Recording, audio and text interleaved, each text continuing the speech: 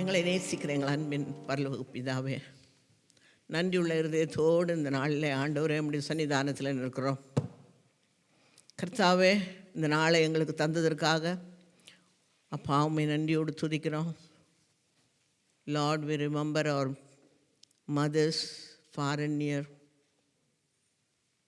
We thank you for them and for the legacy they left behind for us to follow. அப்பா, இப்பொழுது இந்த mother's day தியானத்தை ஆண்டவரே நாங்கள் தொடர கர்த்தர் எங்களை பரிசுத்தப்படுத்துவீராக. உம்முடைய பரிசுத்த ஆவியின் துணை கொண்டு ஆண்டவரே எங்களுடைய இருதயத்தின் தியானம், எங்களுடைய சிந்தனைகளெல்லாம் நமக்கு பிரியமாக இருக்கட்டும். இயேசு கிறிஸ்துவின் இனிய நாமத்தில் தயவாய் ஜெபங்களும் நல்ல பிதாவே, ஆமென். முதலாவது இங்கே கூடியிருக்கிற எல்லா தாய்மாருக்கும் பாட்டிமாருக்கும் இந்த மதர்ஸ் டே வாழ்த்துக்களை இயேசு கிறிஸ்துவின் நாமத்தினால நான் சொல்லிக்கொள்கிறேன். என்னை இந்த இடத்துல பேசும்படியாக அனுமதித்த சபை போதகரவங்களுக்கும் சபை மூப்பர் எல்லாருக்கும், விசேஷமாக விமென்ஸ் ஃபெலோஷிப்பில் என்னை பேசும்படியாக அழைத்த ஒவ்வொரு அங்கத்தினருக்கும், மகள் சொர்ணாவுக்கும் என்னுடைய நன்றியை தெரிவித்துக் கொள்கிறேன். இந்த நாளில் நான் பேசுகிறதுக்கு எனக்கு எந்தவித தகுதியும் கிடையாது. நான் ஒரு பெரிய பேச்சாளரோ இல்லை பிரசங்கியோ கிடையாது. நான் இங்கே நிற்கிறதுக்கு ஒரே காரணம், நான் ஆண்டவருடைய பிள்ளை, ஒரு தாய், ஒரு பாட்டி, அவ்வளோதான். இந்த இடத்துல என்னை நிற்கும்படியாக என்னை அழைத்ததற்காக, ஆண்டவர் என்னை தகுதிப்படுத்தினதற்காக நன்றியுள்ள இருதயத்தோடு அவரை நான் ஸ்தோத்திரங்களை ஏறெடுக்கிறேன். இப்பொழுது நிறையா கான்ட்ரவர்சிஸெல்லாம் இருக்குது. நிறைய அதான் விமென்ஸ் எம்பவர்மெண்ட், மேல் டாமினன்ஸ், விமன் இதெல்லாம் எவ்வளவோ சொல்கிறாங்க. அதெல்லாம் எங்களுக்கு தெரியாத ஒன்று, நாங்கள் புரிந்து கொள்ள முடியாது. எங்களுக்கு தெரிஞ்சது வேத புஸ்தகத்தில் பெண்களை பற்றி, தாய்மையை பற்றி என்ன சொல்லியிருக்கிறது, அது மட்டும்தான் எங்களுக்கு தெரியும். இந்த வேத புஸ்தகத்தில் பவுலப்போஸ்தலன் கலாத்தியருக்கு எழுதின நிருபத்தில் 3வது அதிகாரம் 23வது வசனத்தில், யூதன் என்றும் இல்லை, கிரேக்கன் என்றும் இல்லை, ஆண் என்றும் இல்லை, பெண், அடிமை என்றும் இல்லை, சுயாதீனன் என்றும் இல்லை, ஆண் என்றும் இல்லை, பெண் என்றும் இல்லை, நீங்கள் எல்லாரும் கிறிஸ்துவ இயேசுக்குள் சமமாக இருக்கிறீர்கள் என்று சொல்லப்பட்டிருக்கிறது, ஒன்றாக இருக்கிறீர்கள் என்று சொல்லப்பட்டிருக்கிறது. ஆண்டவர் இந்த வானத்தையும் பூமியையும் படைத்த பொழுது 6 நாளுக்குள்ள சகலத்தையும் சிருஷ்டித்து ஒவ்வொரு நாள் முடிவிலும் எல்லாத்தையும் நல்லது என்று பார்த்தார், நல்லது என்று கண்டார். இந்த 1வது அதிகாரம் கடைசி வசனத்தில் தேவன் தாம் சிருஷ்டித்தவைகளை பார்த்தார், அது மிகவும் நன்றாக இருந்தது என்று சொல்லப்பட்டிருக்கிறது. ஆனால் 2வது அதிகாரத்தில் அவன் பார்க்கும்போது ஒன்றே ஆண்டவர் இது நல்லதல்லன்னு பார்க்குறார். அதாவது மனிதன் தனிமையாக இருப்பது நல்லதல்ல என்று, ஒரு காரியத்தை நல்லதல்ல என்று பார்த்து அவனுக்கு ஏற்ற துணையை உண்டாக்குவேன் என்று சொல்லி அவனுக்கு ஒரு நித்திரையை வர வைத்து அவனுடைய விலா எலும்பிலிருந்து ஒரு பெண்ணை உருவாக்கி கொண்டு வந்து கொடுக்குறார், உண்டாக்கி கொண்டு வந்து கொடுக்குறார். அவன் இவளை என்னுடைய எலும்பிற்கு எலும்பும் என் மாம்சத்துக்கு மாம்சமுமானவள் என்று சொல்லி அவளை மனுஷி என்று அழைக்கிறான். அதே அதிகாரத்தில் 2வது அதிகாரத்தில் அவளுக்கு பேரிடும்போது அவளுக்கு ஏவாள், ஜீவனுள்ளோருக்கெல்லாம் தாயானவள் என்று, அவள் தாய் ஆகிறதுக்கு முன்னாலேயே ஜீவனுள்ளோருக்கெல்லாம் தாய் என்று சொல்லி அவளுக்கு ஏவாள் என்று பெயரிடுகிறார்.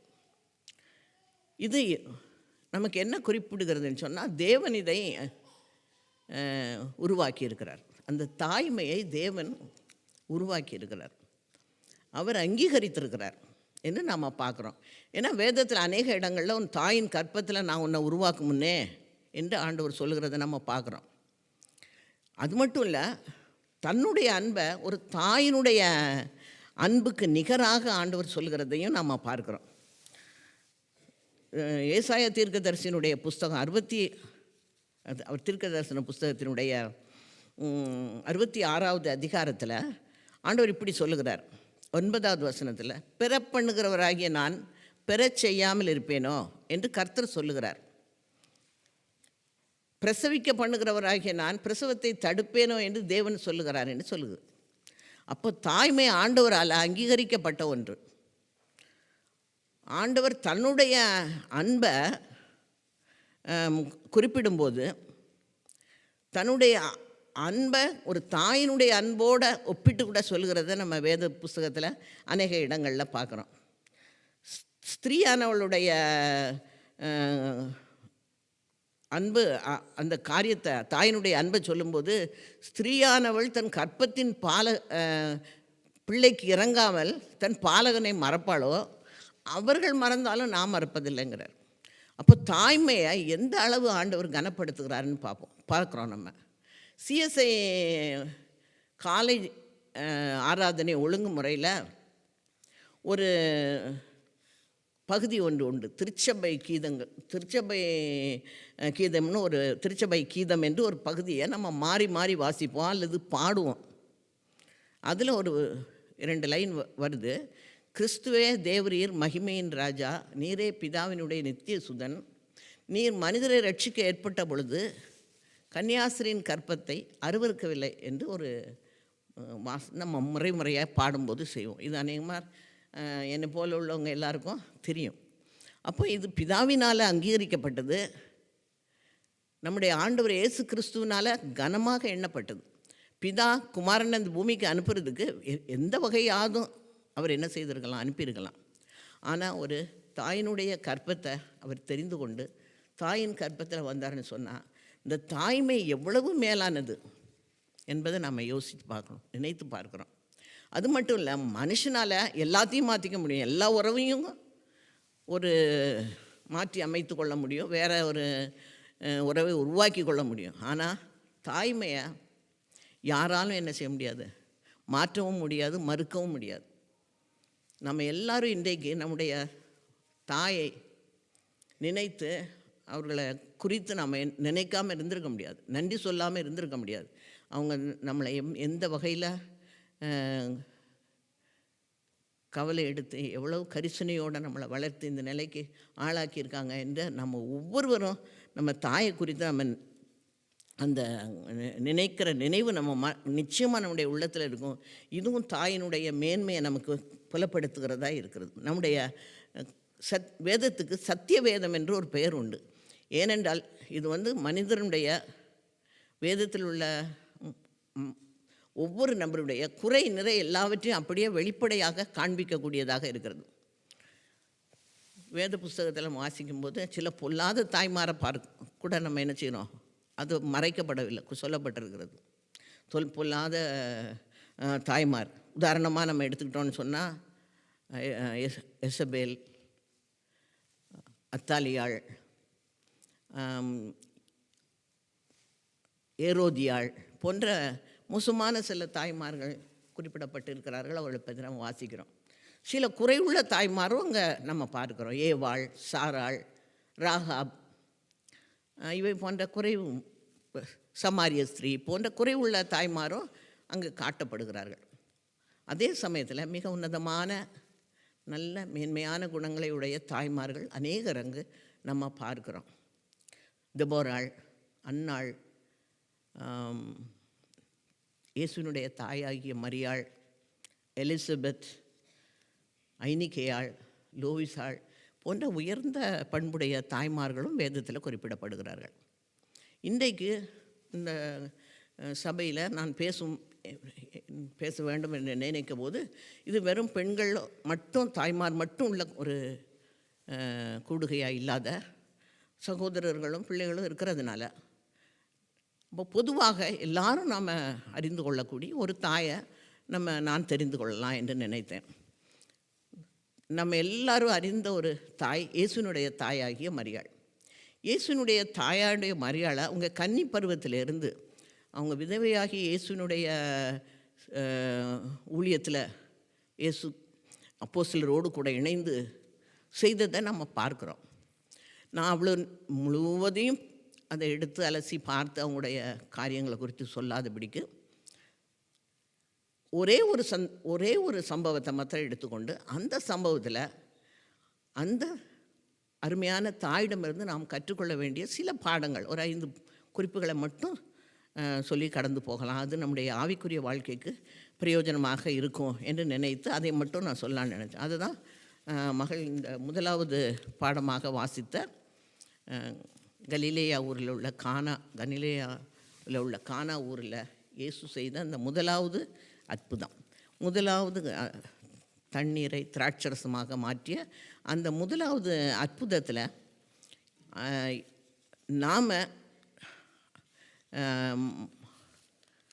இயேசுவினுடைய தாயாகிய மரியாளுடைய வாழ்க்கையில் அல்லது அவர்கள் காண்பித்த சில நல்ல பண்புகளை மட்டும் எடுத்து நம்முடைய வாழ்க்கைக்கு பிரயோஜனமாக இருக்கத்தக்காக அதை நம்ம தியானிக்கலாம். அது நமக்கு பிரயோஜனமாக இருக்கும்னு நினைக்கிறேன். முதலாவது மரியாளுடைய கனிவான கரிசனை, அவளுடைய காருண்யம், அதை நம்ம பார்க்குறோம்.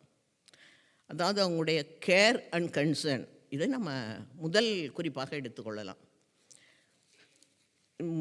2வது யோவான் எழுதின சுவிசேஷம் 2வது அதிகாரத்தில் 3வது வசனத்தில் திராட்சரசம் குறைவுபட்டது என்று சொல்லப்பட்டிருக்கிறது. இது ஒரு கல்யாண வீடு, மகிழ்ச்சியான ஒரு ஒரு ஒரு நேரம், நிறைவான ஒரு இடம். எல்லா உறவினர்களும் வந்திருப்பாங்க, எல்லாம் நிறைவாக இருக்கும், எல்லாம் நல்லா இருக்கக்கூடிய ஒரு இடம், நல்லா இருக்கக்கூடிய ஒரு சூழ்நிலை. இந்த சூழ்நிலையில் இன்னும் நிறைவாக இருப்பதற்கு அங்கே இயேசுவும் அங்கே இருக்கிறாங்க. மரியாள், இயேசுனுடைய தாய் மரியாள் அழைக்கப்பட்டிருந்தார்கள். இயேசு அவருடைய சீஷர்களும் கூட அழைக்கப்பட்டிருந்தார்கள். அங்கே ஒரு குறையும் இல்லை. அவ்வளோ நிறைவான மகிழ்ச்சியான ஒரு இடத்துல அங்கு திடீரென்று ஒரு குறைவு ஏற்படுகிறது. ஒரு காலத்தில் கல்யாணம்லாம் 3 நாள் நடக்கும். எங்கள் காலத்துலலாம் 5 நாள் 3 நாட்கள் குறைவாக இல்லாத திருமணங்கள் நடைபெறும். உறவினர்கள்லாம் ஒரு வாரத்துக்கு முந்தையே வந்திருப்பாங்க. யூத திருமணம் 7 நாள் நடக்கும் என்று நான் எங்கேயோ வாசித்ததாக எனக்கு நினைவு. அப்போ அந்த மாதிரி ஒரு சம்பவத்தில் திராட்சரசம் குறைவுபடுகிறது மிக ஒரு கனவீனமான ஒரு காரியமாக ஒரு கருதப்படும். எனக்கு தெரிஞ்ச என்னுடைய அனுபவத்திலேயே இலை குறைவுபட்டது என்பதனால ஒரு பெரிய பிரச்சனையை நான் பார்த்துருக்குறேன். இது கல்யாண விருந்தில் இலைகள் குறைவுபட்டதுன்னு. அப்படி இருக்கும்போது மிக முக்கியமாக அங்கே யூதர்களுக்கு ஒரு கனமாக எண்ணப்படுகிற ஒரு காரியம் திராட்சரசம் குறைவுபட்டது என்றால் நிச்சயமாக அது ஒரு பெரிய காரியமாக இருந்திருக்கும். அப்போ திராட்சரசம் குறைவுபட்டதுன்னு பார்த்த உடனே பல விதத்தில் என்ன செய்யலாம், அங்கே இருக்கிறவங்க அதை யோசிச்சிருக்கலாம். சிலர் ஒருத்தருக்கு ஒருத்தர் என்ன இந்த மாதிரி ஒரு பெரிய கல்யாணம் வச்சுருக்கிறாங்க, இதில் திராட்சரசம் இதெல்லாம் பார்த்து செய்யக்கூடாதா, இதெல்லாம் முதலே கவனிச்சிருக்கக்கூடாதான்னு ஒருத்தருக்கு ஒருத்தர் என்ன செய்வாங்க, குறை பேசி கொண்டு இருப்பார்கள். ஒருத்தருக்கு ஒருத்தர் குறை சொல்கிறது, முறுமுறுக்கிறது நடந்திருக்கலாம். இவங்க நெருங்கிய உறவினராக இருந்தால் உரிமையோடு போய் கல்யாணம் நடத்துகிற அந்த பொறுப்பாளர்களிடத்தில் போய் நீ என்னத்தையும் முதலே கேட்டிருக்கக்கூடாதா, நீ இந்த மாதிரி பண்ணிருச்சு, இப்போ என்ன செய்ய போகிறேன்னு சொல்லி அட்வைஸ் பண்ணுவாங்க, அல்லது கண்டிப்பாங்க, இல்லை என்ன செய்யலான்னு சொல்லி என்ன செய்வாங்க, முயற்சிப்பாங்க. ஆனால் இங்கே நாம் அந்த கன்னிமரியாள் தாய் மரியாள் அவங்க சொல்கிற அந்த அவங்களுடைய அப்ரோச், அவங்களுடைய அந்த காரியம் நமக்கு மிகவும் ஒரு கவனத்தில் எடுத்துக்கொள்ளக்கூடியதாக இருக்கிறது. அவர்களுடைய காருண்யம், அவர்களுடைய அக்கறை, அவங்க she wanted to help them. எப்படியாவது இந்த காரியத்தில் நம்ம உதவி செய்ய முடியாதா, உதவி செய்யணுன்ற ஒரு வாஞ்சை உள்ளவர்களாக அவர்கள் இருந்ததை நம்ம பார்க்குறோம். நம்ம வீடுகளில் கூட எல்லாம் நிறைவாக இருக்கும், நல்ல சம்பாத்தியம் இருக்கும், நல்ல வீடு இருக்கும், நல்ல வசதியான எல்லா காரியங்களும் இருக்கும், எல்லாமே நல்லா நிறைவாக இருக்கும். ஒருவேளை வீடுகளில் நம்ம ஆண்டவர் நிச்சயமாக நம்முடைய ஆண்டவருக்குரிய கனத்தை நம்ம கொடுப்போம். Christ is the head of the house அப்படின்னு நம்ம என்ன செஞ்சுருப்போம், வச்சுருப்போம். ஹீ இஸ் தி அன்சீன் கெஸ்ட்டுன்னு இந்த மாதிரி வசனங்கள்லாம் நம்ம பார்க்குறோம். இப்போ ஆண்டவரும் நம்ம வீட்டில் குடும்ப ஜபம் இருக்கும், தியானம் இருக்கும், எல்லாம் இருக்கும். இப்போ ஆண்டவர் நம்மோடு இருக்கிறாருன்னு தான் நினைப்போம். ஆனாலும் திடீரென்று நம்ம எதிர்பார்க்காதபடி ஏதாவது ஒரு குறை வந்துவிடும், ஒரு ப்ராப்ளம் வந்துடும். இங்கே நம்ம சபை ஒரு குடும்பமாக இருந்தாலும் தனித்தனியாக அநேக குடும்பத்தினர் நம்ம இங்கே இருக்கிறோம். சபையிலையோ அல்லது குடும்பங்களிலோ எல்லாம் நிறைவாக இருந்தாலும் திடீர்னு நம்ம எதிர்பாராதபடிக்கு ஏதாவது ஒரு ப்ராப்ளம், ஒரு பிரச்சனை, ஒரு குறை என்ன செஞ்சிருது வந்துடும். எனக்கு குறையே கிடையாது எங்கள் வீட்டில்னு யாராவது நம்ம சொல்ல முடியுமா? ஒரு குறை கூட கிடையாது, ஒரு பிரச்சனை கூட எங்கள் வீட்டில் கிடையாதுன்னு. ஒருவேளை இன்றைக்கி இல்லாமல் இருக்கலாம், ஆனால் திடீரென்று நம்ம எதிர்பார்க்காத நேரத்தில் அந்த பிரச்சனை என்ன செய்யும், வந்துடும். அப்போ நம்ம அதை எப்படி அணுகுகிறோம் என்பது தான் நம்ம முக்கியம். ஒருவர் குறை சொல்லி உங்களால் தான் வந்தது, ஒன்றால் தான் வந்தது, இதனால தான் அப்படின்னு சொல்லி ஒருத்தருக்கு வாக்குவாதம் பண்ணி இல்லை சண்டையிட்டு அல்லது அழுது புலம்பி அல்லது படபடத்து என்ன செய்யணும்னு தெரியாமல் திகைத்து அப்படி இருக்கிறோமா? அந்த பிரச்சனை வரும்போது அதை நாம் எப்படி அணுகுகிறோம் என்பது முக்கியம். குறை பொதுவாகவே ஒரு வீட்டில் ஒரு குறை அல்லது ஒரு பிரச்சனை வந்துன்னா அது யார் கண்டுபிடிப்பா? அந்த குடும்ப தலைவி அல்லது தாய் தான் கண்டுபிடிப்பாங்க. ஹஸ்பண்ட் ஆஃபீஸ்லேருந்து வரும்போதே முகம் கடுகடுன்னு வந்தாருன்னா, கோபமாக உட்காந்துருந்தாருன்னா உடனே இந்த அம்மாவுக்கு தெரியும் ஏதோ பிரச்சனைன்னு. பையன் நேராக காலேஜிலேருந்து வந்து ரூமுக்குள்ளே போய் கதவு சாத்திக்கிட்டான்னா அவங்களுக்கு தெரியும் என்னவோ பிரச்சனை அங்கே இருக்குன்னு. பொண்ணு பேசாமல் முன்னு உட்காந்துருந்தான்னா அந்த தாய் கண்டு கொள்வார், ஏதோ பிரச்சனை, ஏதோ ஒரு காரியம் ஒன்று. உடனே அவங்க என்ன பண்ணுவாங்க, நானே இங்கே பகல் முழுசும் கடந்து வேலை செஞ்சுக்கிட்டு கஷ்டப்பட்டுக்கிட்டு கடந்திருக்கேன், வரும்போதே மூஞ்சி தூக்கிட்டு வரியா அப்படின்னு சண்டைலாம் போட மாட்டாங்க.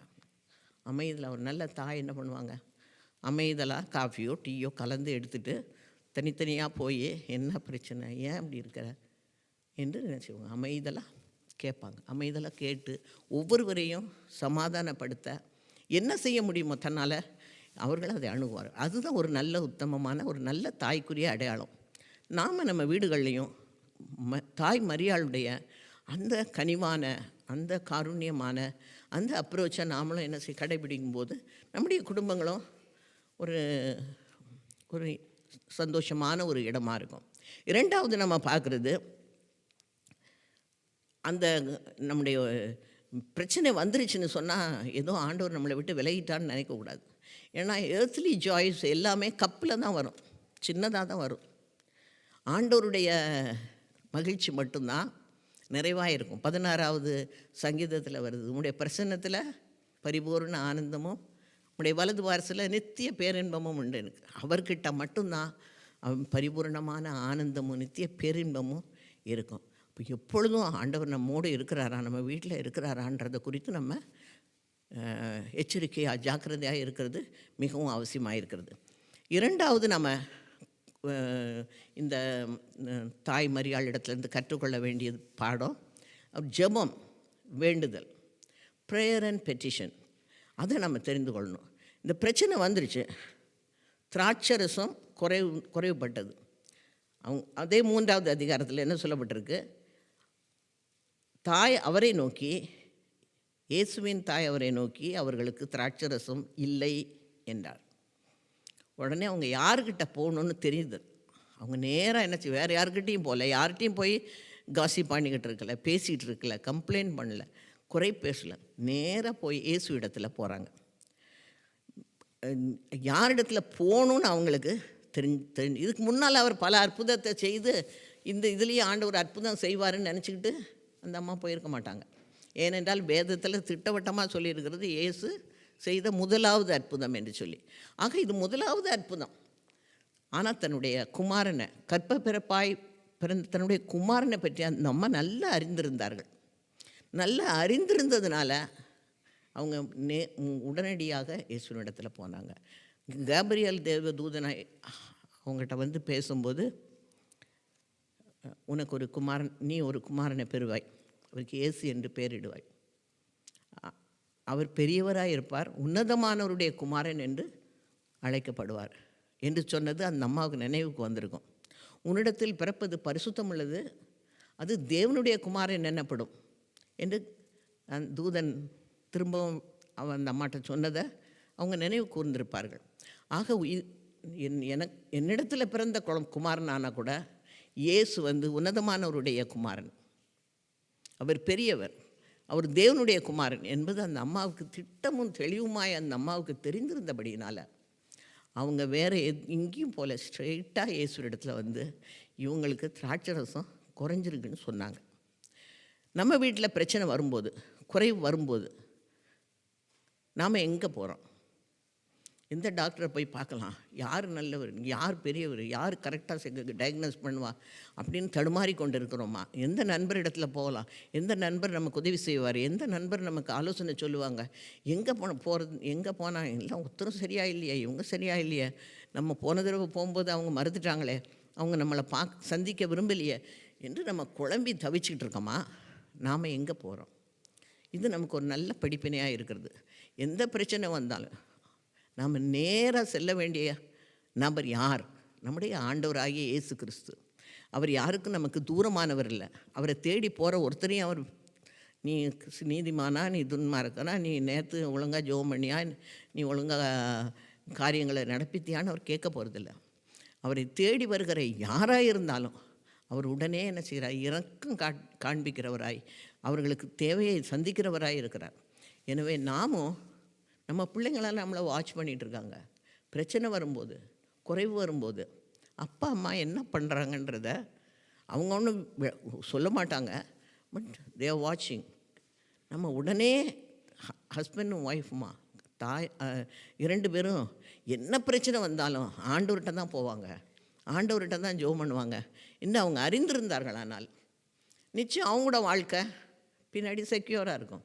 அவங்களும் அதே காரியத்தை என்ன செய்வாங்க? நடப்பிப்பாங்க. 3வது நாம் பார்க்குற காரியம், தாயாகிய மரியாள் இடத்துல காணப்பட்ட பணிவும் தாழ்மையும், ஹம்பிள் சப்மிஷன். அவள் எவ்வளவு தன்னை தாழ்த்தி அவள் ஆண்டவரிடத்தில் பேசுகிறார்கள் என்று நம்ம பார்க்குறோம். ஆண்டவர் வந்து அந்த அம்மா போய் சொன்னோன்னு ரிக்வெஸ்ட் பண்ணோன்னா, ஸ்திரீயே எனக்கும் உனக்கும் என்ன, என் வேலை இன்னும் வரலைங்கிறார். எனக்கும் உனக்கும் என்ன, என் வேலை இன்னும் வரல. ஸ்திரீயேன்னு ஆண்டவர் சொன்னதை பற்றி நான் விளக்கமாக விவரமாக போக விரும்பலை. அவர் இப்பொழுதும் ஸ்திரீயே எனக்கும் உனக்கும் என்னன்னு கேட்டார். சிலுவையில் தொங்கி கொண்டு இருக்கும்போதும் ஸ்திரீயே இதோ உன் மகன் என்று யோவானை பார்த்து சொன்னார். நம்முடைய ஆண்டவர் தன்னுடைய தாயை நேசித்தவர், தாய்க்கு கீழ்ப்படிந்து பெற்றோரோடு 30 வருடங்கள் இருந்தவர். அவர் தாயை குறித்த நமக்கு அந்த மொழியை பற்றியெல்லாம் விவரமாக எனக்கு தெரியாது, அதை பற்றி வியாக்கியானம் பண்ணுறதுக்கு. ஆனால் நிச்சயமாக ஆண்டவர் தன்னுடைய தாயை கனமாக நடத்தியிருப்பாருங்கிறதுல எனக்கு எந்தவித சந்தேகமும் இல்லை. அப்போ அவங்க ஆண்டவர் எனக்கும் உனக்கும் என்ன, என் வேலை இன்னும் வரவில்லை சொல்லும்போது தாய்மரியாள் தன்னுடைய தாழ்மையை அங்கே வெளிப்படுத்துகிறார்கள். அவங்க எலிசபெத்தை போய் பார்க்கும்போது தாழ்மையில் என்னை நினைத்தவர் என்று தன்னை பற்றி சொல்கிறாங்க. அதை இப்பவும் அவங்க நடைமுறைப்படுத்தி காண்பிக்கிறார்கள். அது மட்டும் இல்லை, என் வேலை இன்னும் வரவில்லை என்று அவர் சொல்லும்போது ஆண்டவர் 12 வயதில் தேவாலயத்தில் போதகர்கள் நடுவில் அமர்ந்திருக்கும்போது இவங்க அவரை காணுமேன்னு யோசேப்பும் மரியாளும் தேடி சென்றபோது அவர் சொன்ன வார்த்தையை அவங்க நினச்சிருப்பாங்க. அப்போது அவங்க நினச்சி, நீ ஏன் என்னை தேடினீங்க, என் பிதாவுக்கு அடுத்தவைகளில் நான் இருக்க வேண்டும் நீங்கள் அறியீர்களா என்று அவர் சொன்னார். அப்போ அதை தாய் மரியாள் நினைவு கூர்ந்திருப்பார்கள். அது மட்டும் இல்லை, ஆண்டவர் அவங்களோடு இருந்த காலத்தில் பிதாவுக்கு எல்லா காரியத்திலையும் பிதா என்ன சொல்லுகிறாரோ அதன்படியே தான் செய்கிறார் என்பதை அவங்க அறிந்திருந்திருப்பாங்க. யூதர்களிடத்தில் இயேசு பேசும்போது யோவான் எழுதின சுவிசேஷம் 8வது அதிகாரத்தில் 29வது வசனம் இப்படி சொல்லுது, என்னை அனுப்பினவர் என்னுடனே கூட இருக்கிறார், பிதாவுக்கு பிரியமானவைகளை நான் எப்பொழுதும் செய்கிறபடியால் அவர் என்னை தனியே இருக்க விடவில்லை என்று சொல்லுகிறார். 5வது அதிகாரத்தில் 19வது வசனத்தில் மெய்யாகவே மெய்யாகவே நான் உங்களுக்கு சொல்லுகிறேன், பிதாவானவர் செய்ய குமாரன் காண்கிறது எதுவோ அதையே அன்றி வேறு ஒன்றையும் தாமாக செய்ய மாட்டார்.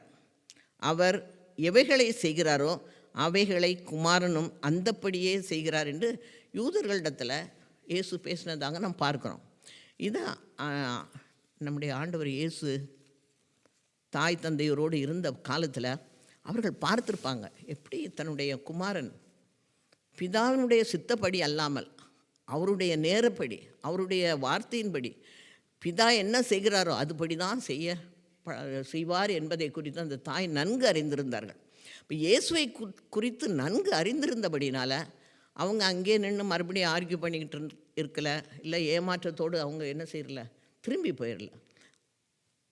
அவங்க அந்த ஆண்டவருடைய பதிலை அப்படியே அவர்கள் ஏற்றுக்கொண்டார்கள். நாமும் நம்முடைய குடும்பத்தில் காரியங்கள் நடக்கிறதுக்கு தாமதிக்கும்போது, பிரச்சனைகள் வந்த உடனே பதறாமல் பதட்டப்படாமல் ஆண்டவருடைய ஜெபத்தோட ஆண்டவருடைய வேலைக்காக நாம் காத்திருக்க பழகணும்.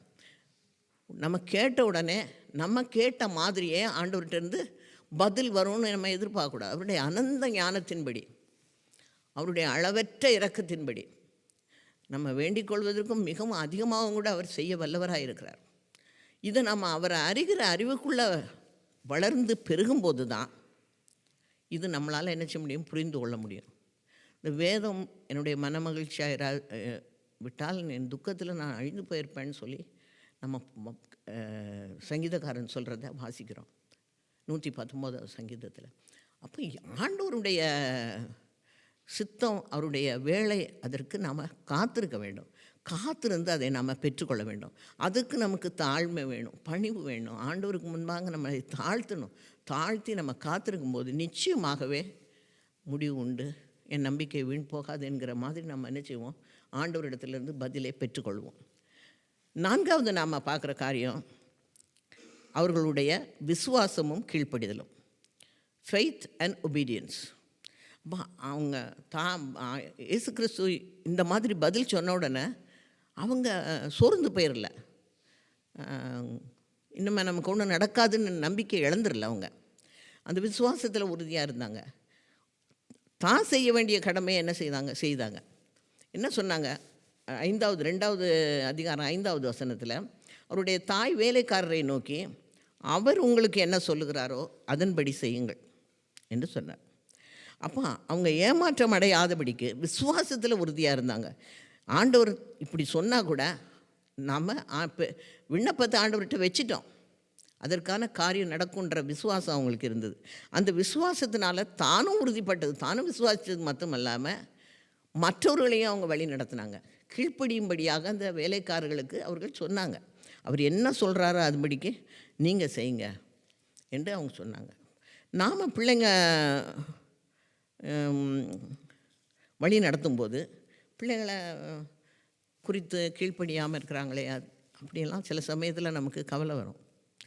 ஏன் ஒபீடியன்ஸ் நாம் எப்படி ஒபே பண்ணுறோம், சில காரியங்களுக்கும் வேதத்தில் இருக்க ஆண்டவர் சொல்லுகிற காரியங்களுக்கு நம்ம ஒபே பண்ணுறோம், கடினமான காரியங்களை அப்படி கண்டுக்காமல் இருந்துக்கிறோம். ஸோ ஒபீடியன்ஸுங்கிறது டோட்டல் ஒபீடியன்ஸ் நம்மிடத்தை ஆண்டவர் எதிர்பார்க்கிறார். நம்ம அப்படி அதே மாதிரி நாம் பிள்ளைகளிடத்தில் எதிர்பார்க்குறோம். பிள்ளைங்க கீழ்ப்படியாது இருக்கும்போது அவங்கள கத்துறதோ, அவங்கள உட்கார்ந்து அவங்களுக்கு பிரசங்கம் பண்ணுறதோ, அல்லது அவங்கள வருத்தப்படுத்துகிறதோ, தண்டிக்கிறதோ, இதெல்லாம் அது எந்தவித பெரிய பலனையும் என்ன செய்யாது, கொண்டு வராது. நாம் ஆண்டவர் அறிகிற அறிவில் வளர்ந்து போய் நாம் எப்படி இருக்கிறோங்கிறத நம்ம பிள்ளைங்க பார்க்குறாங்க. கண்டிப்பாக அதை பின்பற்றி என்ன செய்வாங்க, வருவாங்க.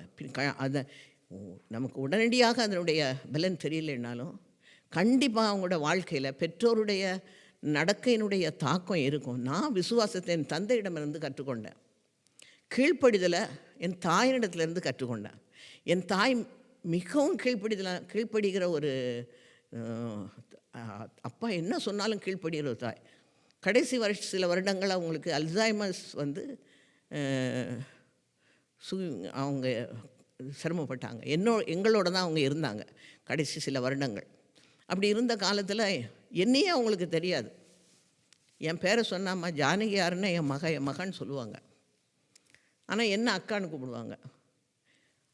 அவங்க என் கணவனை அண்ணன் கூப்பிடுவாங்க, மருமகனை அண்ணன் கூப்பிடுவாங்க. அவங்களுக்கு தெரியாது யாருன்னு, யாரையுமே அவங்களுக்கு தெரியல. கடைசியாக அவங்க தூங்குறதுக்கு ஒரே ஒரு உதாரணம் நான் சொல்கிறேன். அவங்களுக்கு தூங்குறதுக்கு சில சமயத்தில் நான் கொண்டு போய் தூங்காமல் அப்படியே முழிச்சிக்கிட்டே இருப்பாங்க. அப்படியே நடந்துக்கிட்டு இருப்பாங்க, உட்காந்துருப்பாங்க.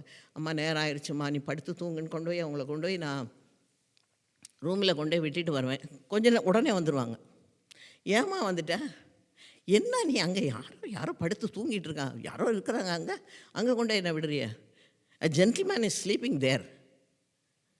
நீ என்னையும் அங்கே கொண்டு போய் அங்கே போய் அவங்கள தொந்தரவு பண்ண சொல்கிற? அப்பாவையே அவங்களுக்கு அடையாளம் தெரியாது. அப்படிப்பட்ட நிலைமையில் நான் போய் அப்பாவை எழுப்பி, அப்பா அம்மாவை கூப்பிடுங்கப்பா, தூங்குறதுக்கு படுக்க வர சொல்லுங்கள், லேட் ஆயிடுச்சுன்னு சொன்னா. சரி, அப்பா எழுந்துச்சு, கல்யாணிம்மா அம்மாங்க, எங்கள் அம்மா பேர் கல்யாணி, கல்யாணிம்மா வந்து படுத்துக்கம்மாங்க. அந்த குரலை கேட்ட உடனே வரேங்கன்ட்டு உடனே போய் கட்டிலில் படுத்துருவாங்க. அப்போ ஒன்றுமே தெரியாத நிலையில் கூட அந்த கீழ்ப்படிதல் அப்படி இருந்து அவங்களோட வாய்ஸுக்கு அப்படி கீழ்ப்படிவாங்க. மருந்து சாப்பிடல, மாத்திரை வாங்கிக்கம்மான்னு சொன்னால் உடனே மாட்டேன்னு சொல்லிக்கிட்டு இருக்கிறவங்க அப்பா அவருடைய குரல், அப்பாவை தெரியல அவங்களுக்கு, ஆனால் அவங்க குரலுக்கு அப்படி கீழ்ப்படிவாங்க. அந்த கீழ்ப்படிதலை நான் என் தாயினிடத்துலேருந்து கற்றுக்கொண்டேன். என் மகா என்னிடத்துலேருந்தும் தன்னுடைய ஆச்சிட்டிருந்தும் கற்றுக்கொண்டான். ஒரு நாளும் பிள்ளைங்களை சத்தம் போட்டோ தன்னுடைய குரல் எழுப்பியோ நான் பார்த்ததில்லை. நம்ம பார்த்து நம்முடைய பிள்ளைங்க தானாக என்ன செய்வாங்க, வருவாங்க. நாம் வீணாக நம்மளையும் வருத்தப்படுத்தி நம்மளும் வேதனைப்பட்டு பிள்ளைகளையும் படுத்தாதபடிக்கு நிச்சயமாக கர்த்தர் நமக்கு அந்த தாயினிடத்திலிருந்து இந்த பாடத்தை நம்ம கற்றுக்கொள்வது நல்லது. கடைசியாக 5வதாக அவங்க கிறிஸ்துவோடு கூட உடன் வேலையாளாக இருந்தார்கள். ஆண்டவர் இந்த முதலாவது அற்புதத்தை செய்யும்போது அவர் உங்களுக்கு என்ன சொல்லுகிறாரோ அதன்படி செய்யுங்கன்னு வேலைக்காரர்கிட்ட சொன்னாங்க. இயேசு அந்த வேலைக்காரர்களை பார்த்து 7வது வசனத்தில் இயேசு வேலைக்காரரை நோக்கி, ஜாடிகளில் தண்ணீர் நிரப்புங்கள் என்றார். அவர்கள் அவைகளை நிறைய நிரப்பினார்கள். அவர் அவர்களை நோக்கி, நீங்கள் இப்பொழுது மொண்டு பந்தி விசாரிப்புக்காரர்களிடத்தில் கொண்டு போங்கள் என்றார். அவர்கள் கொண்டு போனார்கள். அப்போ இந்த காரியத்தில் இயேசுனுடைய தாயும் இந்த வேலைக்காரர்களும் இந்த ஆண்டவருடைய இந்த பெரிய அற்புதத்தை, முதலாவது அற்புதத்தை செய்வதற்கு உடன் ஊழியர்களாக இருந்ததை நம்ம பார்க்குறோம். தாய் அவர்களை வழி நடத்தினாள். வேலைக்காரர்கள் என்ன தண்ணியை கொண்டு வந்து ஊற்ற சொல்கிறாரு, ஊற்றுனாங்க. இதை கொண்டு பந்தி விசாரிப்புக்காரர்கிட்ட கொடுன்னு சொல்கிறாரு, எப்படின்னு எந்த கேள்வியும் கேட்கல. அவங்களும் அப்படியே கீழ்ப்படிந்தார்கள். இயேசு தன்னுடைய அவருடைய வாழ்க்கையில் பார்க்கும்போது எந்த அற்புதத்தையும் செய்யும்போது தானாகவே அவர் செய்ததில்லை. யாரையாவது என்ன செய்கிறார், யாரையும் தன்னுடைய உடன் ஊழியராக வைக்கிறத பார்க்குறோம். இந்த 5 அப்பத்தையும் 2 மீனையும் கொண்டு 5000 பேரை போஷித்த அந்த அற்புதத்தில் அந்த சின்ன பையனும் அந்த சீஷர்களும் அவங்களுக்கு உடன் ஊழியராக இருந்ததை நம்ம பார்க்குறோம்.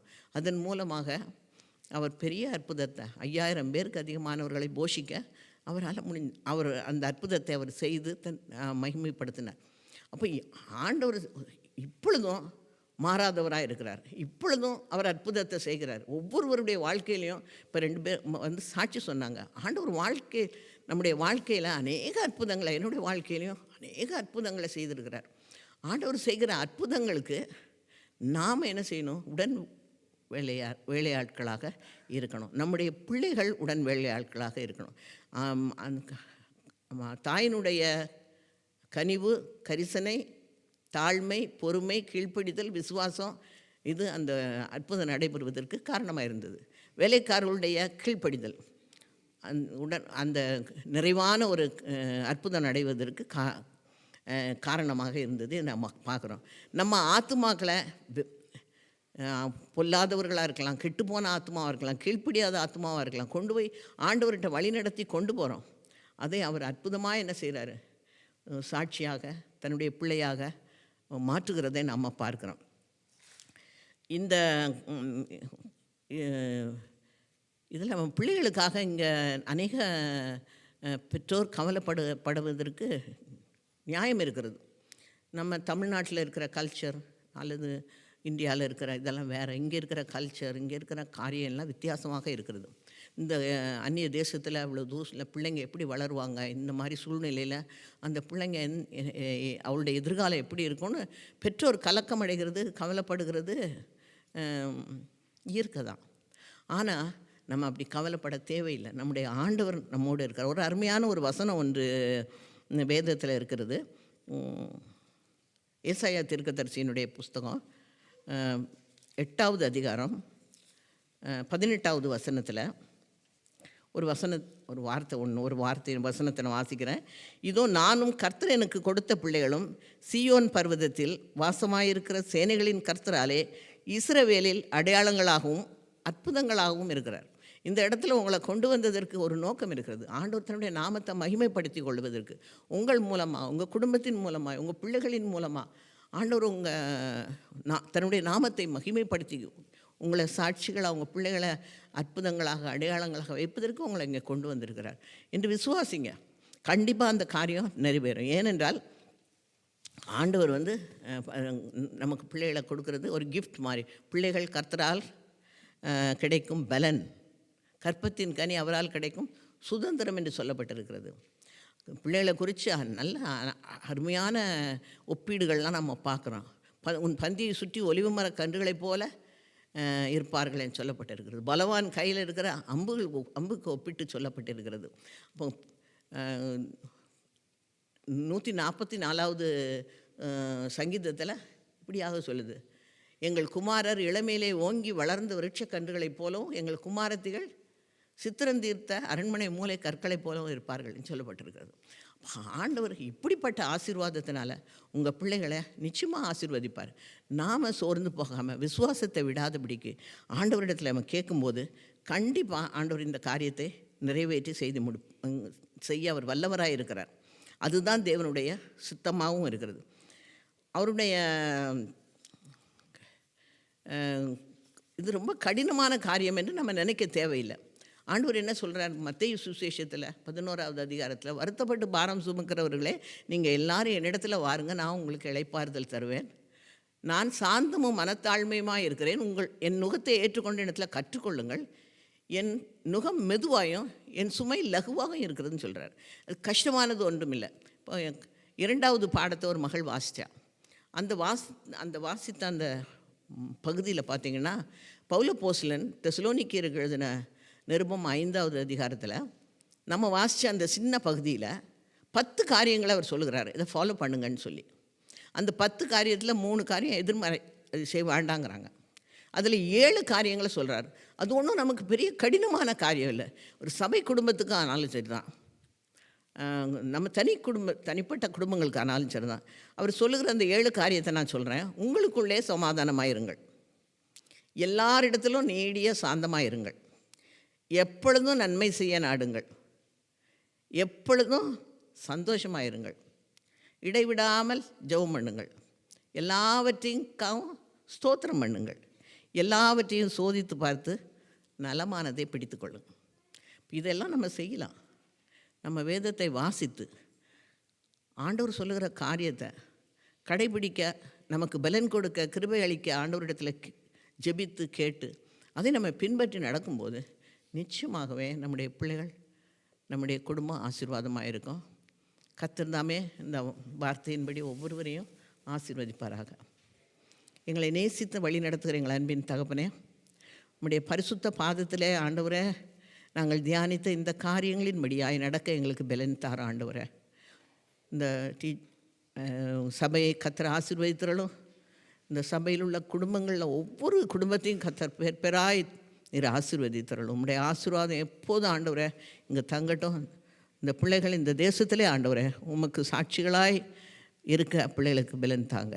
எங்கள் மீட்பரார் இரட்சகருமாகிய இயேசு கிறிஸ்துவின் மூலமாய் ஜெபம் கேளும் நல்ல பிதாவே. ஆமென்.